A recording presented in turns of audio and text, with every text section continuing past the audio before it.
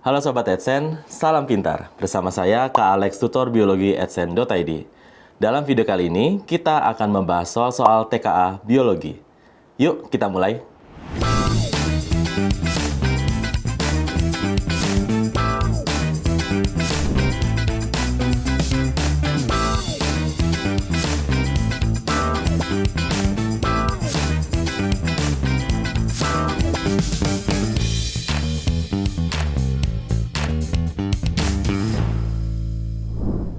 Kita mulai dengan soal yang pertama. Paus atau Balaenoptera musculus dan ikan hiu, Carcharodon carcharias, sama-sama hidup di laut, memiliki sirip dan ekor, serta bentuk tubuh yang lancip di ujung depan dan ujung belakang sehingga efisien untuk berenang. Namun, paus bernapas dengan paru-paru dan menyusui anaknya, sedangkan ikan hiu bernapas dengan insang dan sebagian besar bertelur. Meskipun memiliki bentuk luar yang mirip dalam sistem klasifikasi, keduanya ditempatkan pada kelompok yang berbeda. Apa prinsip utama yang digunakan dalam pengelompokan tersebut? Yang A, kedua makhluk hidup tersebut hidup di ekosistem laut yang berbeda. Yang B, mereka memiliki peran yang berbeda dalam rantai makanan. Yang C, pengelompokan didasarkan pada habitat dan perilaku makan. Yang D, klasifikasi didasarkan pada persamaan dan perbedaan ciri. Yang E, paus dan ikan hiu memiliki massa tubuh yang berbeda secara alami. Nah, teman-teman, ini soal mengenai prinsip dari klasifikasi dan pengetahuan teman-teman terkait dengan keanekaragaman hewan atau animalia. Untuk hewan yang ditanyakan itu adalah paus dan ikan hiu. Nah, teman-teman, paus itu adalah soal yang adalah hewan yang cukup bagus untuk dijadikan soal. Kenapa? Karena dia sering sekali disalah sangkakan sebagai ikan. Sering sekali kita sebut ini sebagai ikan paus. Nah, padahal aslinya paus itu adalah hewan mamalia. Oke ya. Jadi untuk paus itu adalah hewan mamalia. Oke, jadi kita tulis di sini paus itu adalah mamalia. Sedangkan hiu sendiri ini merupakan salah satu contoh dari fishes atau kelompok ikan. Oke ya. Nah, dengan demikian teman-teman, ini sudah menunjukkan dua ciri yang berbeda. Nah, teman-teman, walaupun paus dan hiu ini di kelompok yang berbeda, mereka memiliki satu ciri utama, yaitu memiliki tulang belakang atau vertebrata. Nah, kita review sebentar ya soal vertebrata. Jadi, untuk kelompok yang memiliki tulang belakang atau vertebrata, nah ini kita bisa singkat dengan kata param. Fishes, amfibia, kemudian reptilia, aves, dan mamalia. Singkatnya, fishes adalah kelompok ikan. Nah, amfibia ini butuh dua fase hidup di dua tempat yang berbeda. Contoh yang klasik adalah kodok atau katak. Untuk fase larvanya, seperti kecebong atau berudu, ada di lingkungan yang akuatik atau berair, sedangkan untuk fase dewasanya terestrial atau di daratan. Oke ya. Jadi ini contohnya itu adalah katak atau kodok gitu ya. Bisa juga untuk contoh yang mungkin agak jarang disebut itu adalah salamander. Kemudian reptilia ini adalah hewan yang melata. Nah, ciri-cirinya ini biasanya disebut sisiknya itu kering. Contohnya seperti ular, kemudian ada penyu, kura-kura, buaya, kadal, dan masih banyak lagi. Aves ini yang secara general kita sebut burung. Sedangkan mamalia itu dari namanya sendiri. Nah, kata mama di sini itu merujuk pada struktur yang disebut sebagai kelenjar mamae, gitu ya, yaitu kelenjar susu. Jadi ciri utama dari mamalia adalah menyusui. Dan selanjutnya itu bisa dibantu dengan ciri berupa keberadaan rambut. Sedangkan kalau aves kita sebutnya adalah bulu, gitu ya. Jadi ini adalah hewan yang menyusui. Oke ya. Nah, teman-teman, paus dan hiu itu ada pada posisi folder atau grup yang berbeda. Tapi sebelumnya itu berada posisi folder yang sama, yaitu vertebrata, gitu ya. Jadi teman-teman, untuk klasifikasi mudahnya kita bayangkan seperti folder. Teman-teman bayangkan ada folder vertebrata, kita klik gitu ya. Nah, kita lihat ada dalamnya ada 5 folder. Ada fishes, amfibi, reptil, kemudian aves dan mamalia. Nah, kalau teman-teman mau cari keberadaan paus dan hiu, paus teman-teman harus buka folder mamalia, sedangkan hiu harus buka folder ikan atau fishes. Oke ya. Nah, sekarang kita akan gunakan informasi ini untuk menjawab soal. Nah, di sini teman-teman ada ditanyakan itu adalah prinsip utama. Gimana sih caranya ngelompokin itu? Nah, kita tahu bahwa itu berdasarkan ciri-ciri yang ada gitu ya.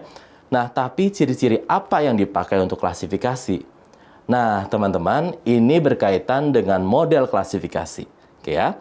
Jadi singkatnya, yang namanya klasifikasi itu kita kenal ada 3 sistem yang sederhana gitu ya. Ada yang kita sebut sebagai klasifikasi sistem alami, kemudian ada klasifikasi sistem buatan, dan ada sistem filogenetik atau berdasarkan dengan kekerabatan. Nah, kalau klasifikasi yang alami itu artinya teman-teman menggunakan struktur alami gitu ya, atau hal yang memang terlihat dari si organisme tersebut. Misalkan jumlah kaki atau tangan gitu ya, kemudian bentuk paruh dan macam-macam. Sedangkan kalau untuk klasifikasi buatan, nah ini kita rujuk dengan cerita di mana kita mengklasifikasikan hewan berdasarkan habitatnya gitu ya. Jadi kita dengan mudahnya bilang, oh hewan itu ada 3 grup. Ada penguasa air, ada penguasa udara, dan penguasa daratan. Nah, itu adalah klasifikasi awal-awal untuk hewan. Jadi, untuk penguasa udara, itu saya bisa gabungkan antara kupu-kupu, kelelawar, dengan burung. Sedangkan kita sekarang tahu bahwa mereka bertiga itu berada pada kelompok yang berbeda. Nah, contoh lain yang lebih gampang untuk klasifikasi buatan itu adalah yang sesuai dengan kebutuhan atau kemauan manusia. Sesimpel misalkan kita mengklasifikasikan tumbuhan sebagai tumbuhan obat-obatan, tumbuhan beracun, tumbuhan untuk tekstil, dan macam-macam. Bisa juga misalkan saya bilang, oh ini grup hewan yang lucu sama hewan yang tidak lucu. Itu adalah klasifikasi yang buatan. Nah, untuk klasifikasi yang filogenetik di sini pada dasarnya itu berdasarkan pada klasifikasi alami. Nah, dari sini kita semacam bisa connecting the dots atau kita bisa menghubungkan satu takson dengan takson yang lain atau organisme dengan organisme yang lain dan kita tahu kekerabatannya itu seperti apa. Apakah dia berkerabat dekat ataukah dia berkerabat jauh. Oke ya. Nah, teman-teman, dari sini kita lihat yang A, kedua makhluk hidup tersebut hidup di ekosistem laut yang berbeda. Nah, ini adalah klasifikasi yang buatan. Nah, untuk mengelompokkan itu akan lebih baik jika dasarnya adalah klasifikasi alami dan filogenetik gitu ya. Jadi yang A itu kurang tepat ya. Kemudian yang B, mereka memiliki peran yang berbeda dalam rantai makanan. Nah, teman-teman, untuk ini posisi rantai makanan itu yang kita sebut itu contohnya adalah produsen, kemudian konsumen primer, konsumen sekunder, bla bla bla bla sampai dengan konsumen apex atau puncak atau bisa disebut predator. Kemudian ada juga decomposer dan detritivore. Nah, di sini untuk si peran di ekosistemnya atau peran di rantai makanannya itu tidak menjadi penentu gitu ya. Jadi yang ini kurang tepat gitu ya. Walaupun di hewan itu ada saja grup yang berdasarkan tipe makanannya gitu ya. Contohnya adalah ordo carnivora gitu ya. Nah, kemudian yang ini itu kurang tepat karena kita tahu bahwa paus dan ikan hiu itu dibedakan berdasarkan struktur yang lain gitu ya. Misalkan keberadaan dari kelenjar mamanya atau kelenjar susunya. Kemudian yang C, pengelompokan didasarkan pada habitat dan perilaku makan. Nah, kalau perilaku makan ya bisa kita bilang alami, tapi kalau untuk habitat, nah ini adalah contoh untuk klasifikasi yang sistemnya lebih kebuatan, gitu ya. Jadi kita dengan mudahnya bisa bilang, oh ya ini di air, ini di darat, gitu ya. Jadi ini kurang tepat. Kemudian yang D, klasifikasi didasarkan pada persamaan dan perbedaan ciri. Nah, ini adalah tugas dari klasifikasi, melihat perbedaan dan melihat persamaan, gitu ya. Dari situ kita bisa kelompokkan di grup yang sama, kita bisa pisahkan di grup yang berbeda. Oke ya. Nah, kira-kira ini bisa jadi jawaban, kita tahan dulu ya. Kemudian yang E, paus dan ikan hiu memiliki massa tubuh yang berbeda secara alami. Lah ini tiba-tiba ngomongin massa tubuh ya. Nah ini juga nggak berkaitan gitu. Masa kita mau menimbang hewan kemudian itu dijadikan dasar untuk klasifikasi. Jadi ini kurang tepat. Nah jadi teman-teman, dari sini kita tahu bahwa paus itu bernafas dengan paru-paru dan menyusui. Berarti dia masuk ke mamalia, kemudian ikan hiu bernafas dengan insang, dan dia bertelur. Nah, jadi teman-teman, di sini kita balik lagi, mereka di dua grup yang terpisah, tapi ternyata bisa jadi di satu grup yang sama, yaitu vertebrata. Maka, jawaban yang tepat untuk soal ini adalah yang D, yaitu klasifikasi didasarkan pada persamaan dan perbedaan ciri. Kita lanjutkan untuk soal yang kedua. Pada sebuah sel hewan, terdapat beberapa organel yang memiliki fungsi penting dalam mendukung kehidupan sel tersebut. Jika sebuah sel kekurangan mitokondria, maka manakah yang paling mungkin terjadi pada sel tersebut? A. Kekurangan energi untuk menjalankan proses metabolisme yang vital. B. Tidak mampu mencerna zat asing sehingga limbah menumpuk di sel. Yang C. Mengalami hambatan pada sintesis protein dan pengeluaran zat dari sel. Yang D. Terganggu dalam penyimpanan dan pengaturan informasi genetik. Yang E. Kehilangan kemampuan dalam menjaga bentuk dan fungsi sel. Oke teman-teman, jadi ini soal tentang biologi sel ya. Nah, kata kunci yang ada di soal itu adalah di mana sel itu mengalami kekurangan mitokondria. Nah ini sebenarnya gampang banget ya gitu ya, karena mitokondria itu adalah salah satu organel yang paling terkenal. Oke ya. Nah jadi apa yang terjadi kalau dia kekurangan mitokondria? Nah ini berkaitan dengan fungsi mitokondria pada sel. Nah teman-teman pasti seharusnya familiar dengan istilah atau yang ada di meme itu adalah mitochondria is the powerhouse of the cell gitu ya. Nah jadi tugas dari mitokondria itu adalah apa? Nah, tugas dari mitokondria itu adalah untuk produksi senyawa kimia yang kita sebut sebagai ATP, yaitu adenosin trifosfat. Oke ya. Nah, ini yang nantinya akan menjadi energi, gitu ya. Nah, dengan demikian, kekurangan mitokondria itu tentu saja akan mengganggu produksi ATP. Oke ya. Nah, dengan demikian kita cek yang A. Kekurangan energi untuk menjalankan proses metabolisme yang vital. Nah, ini udah langsung dapat jawabannya ya. Berarti jawabannya itu adalah yang A, gitu ya. Nah, ATP pada sel itu sangat penting. Jadi nggak sesimpel atau sesederhana contoh untuk kontraksi otot.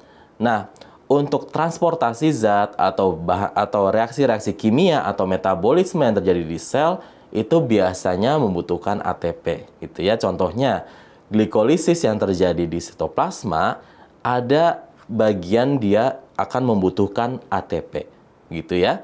Jadi, untuk hal-hal kecil yang terjadi di sel, itu butuh banget ATP. Jadi, kalau kekurangan mitokondria, itu tentu saja akan mengganggu proses normal dari sel. Kemudian kita cek yang B, C, D, E. Nah, ini berkaitan dengan siapa sih? Yang B, tidak mampu mencerna zat asing sehingga limbah menumpuk di sel. Nah, teman-teman, kata kunci yang di sini itu adalah mencerna. Nah, ini berkaitan dengan apa? Berkaitan dengan lisosom. Oke ya. Nah, dari kata lisis yang artinya memecah atau mencerna, gitu ya. Jadi, misalkan kalau kita ingat ada sel darah putih yang memakan zat asing seperti bakteri atau antigen lainnya. Nah, itu kan nggak mungkin di dalam aja kan. Nah, tetapi si yang sudah dimakan tadi akan dicerna oleh si lisosom. Oke ya. Kemudian yang C, mengalami hambatan pada sintesis protein dan pengeluaran zat dari sel. Oke, kata kuncinya di sini adalah sintesis protein.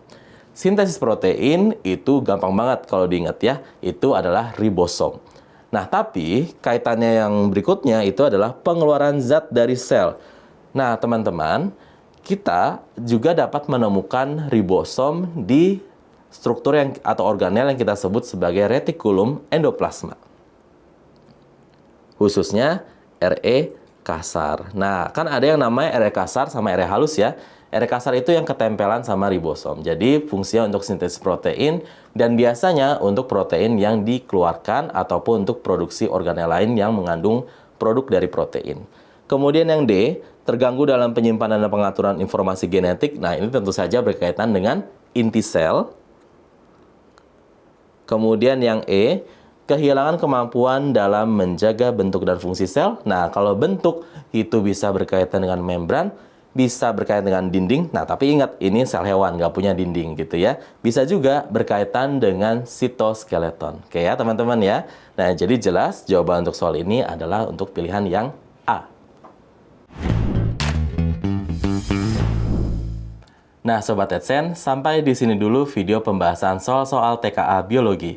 Sampai bertemu di video berikutnya, semoga bermanfaat. Salam pintar!